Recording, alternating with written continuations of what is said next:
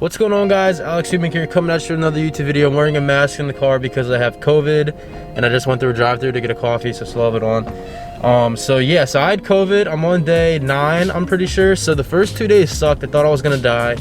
I woke up with a cough, or I had a cough one night, and then I went into like chills, sweats. I was freaking out. I had an awful night's sleep, and then I had a fever of like 103 in the morning. So then I got tested, and I'm on day 9. My fever is like way down. I'm feeling better. I've been working out actually the past 3 days, so I'm gonna try to get a YouTube video out today.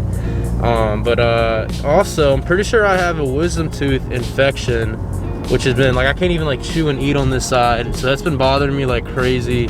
And I need to go get my wisdom teeth taken out. I definitely cheated on my diet big time when I was sick. I was eating like snacks, but I lost some weight, but I feel like I gained a little bit of fat because I'm weighing only like 170 in the morning again, so I lost like 2 pounds, but I am a little bit fatter, so that sucks. Might do a little mini cut before I really go back on the lean bulk. But yeah, so now I'm gonna go get something to eat, and today's video is going to be a guide to building bigger arms. So biceps and triceps, going in depth into it.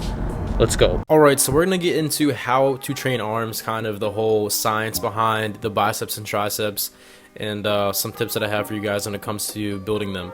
So first we're gonna talk about triceps, as they are 2/3 of an arm's mass. So basically, if you want big arms, you need to be training your triceps more often than your biceps. Give them a little bit more attention. So there's 3 different heads to the tricep. That's where the term tri comes into place. So there's the long head, which is the most important part. We're gonna get into that. The medial head and the lateral head. So all these kind of make that little horseshoe and crab claw type look to it once you really build it up. Now, having different good muscle bellies is very important for a tricep shape. Some people can have really hard times developing the long head, like myself, and it's just because we all have different tricep insertions. So not everyone's tricep is going to look the same at all, but there's going to always still be the same 3 heads that you can build up. So they are 67% for the most part type 2, which means that they are faster, fast twitch muscle fibers, so they are going to be better at strength and not as much as going into like endurance or higher rep type lifts. So I really realized that with mine, because like they get fatigued really fast. Like, I'll be strong for a few sets and they really go out.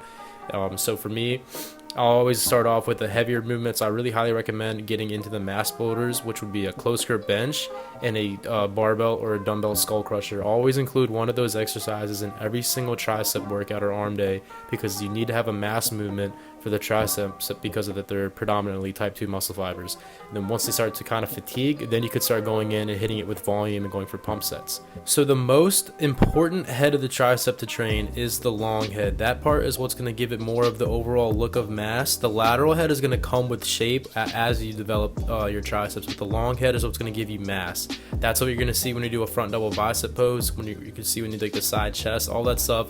It's going to give it the more rounder look. It's very important. Now, the way you train and hit the long head is any type of shoulder flexion. What shoulder flexion is, for example, is doing an overhead movement. So say you're doing a like an overhead dumbbell extension, like you got like a dumbbell and you got it, behind your head. That's where your shoulders are flexed. That means you're gonna be hitting the long head more. That is a long head tricep movement.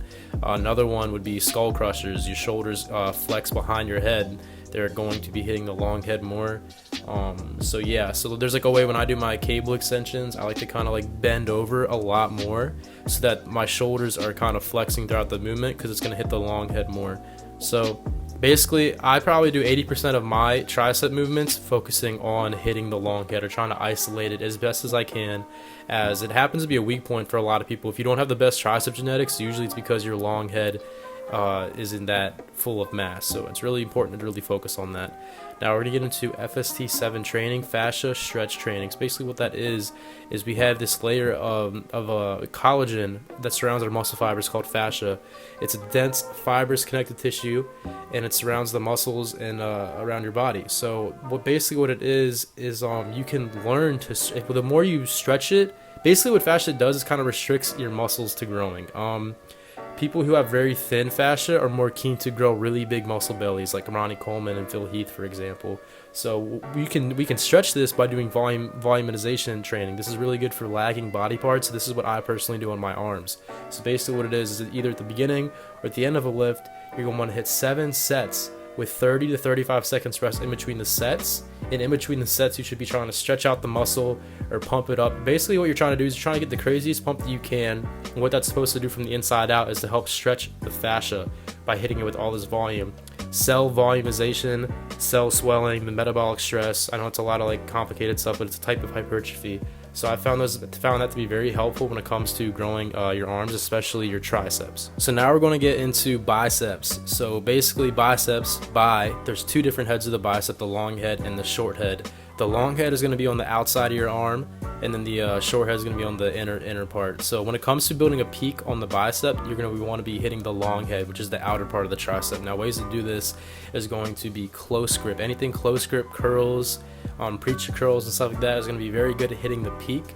If you want to hit the short head, the inside part, add a little bit more width to your arms. You're going to want to do wide grip curls or seated incline curls. Anything where your arms are going more out to the sides, you're going to be hitting more of that short head. And then there's the brachialis, which is going to be that muscle kind of lies underneath your biceps. This is very important because this is going to help add width to your arms, and it also can kind of push your biceps up to give them more of a peak. So things that hit the brachialis is going to be like hammer curls, anything where your arm is more in a neutral position, or like reverse curls and stuff like that is going to hit more of your brachialis. So supination is very important for biceps. Basically what supination is when you say you like put your arm out, your wrist is in a neutral position. Supinating it is going to be pulling your arm like a curl towards your face, having your knuckles and your thumb facing towards you. So that's what supination is. That is going to activate the biceps alone, just doing that. So that's very important when you're doing your curls. Make sure you're supinating every single time when you're doing like alternating dumbbell curls. It's going to hit the biceps a lot more harder. Biceps have been found to be about 60% type 2, so not as much as triceps, but they're also very good at handling a little bit heavier loads off the start. So recommend always getting a mass movement, like counting your dumbbell curls, like using a heavier weight, barbell curls, easy bar curls, always to start off the lift, and then you can again go into the more volumization pump training after you get that main heavier lift out of the way. So what I recommend when it comes to arms is training and focusing on heavier movements. So hit them twice a week. You need to be hitting arms at least twice a week.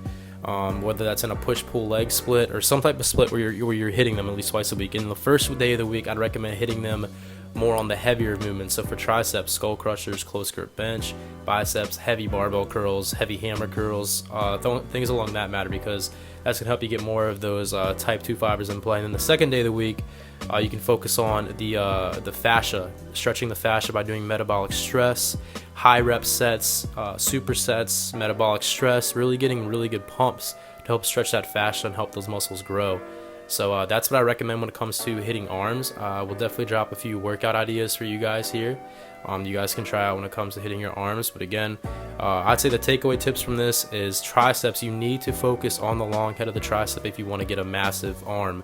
That's definitely the most important. By doing that, you need to be hitting shoulder flexion lifts like skull crushers.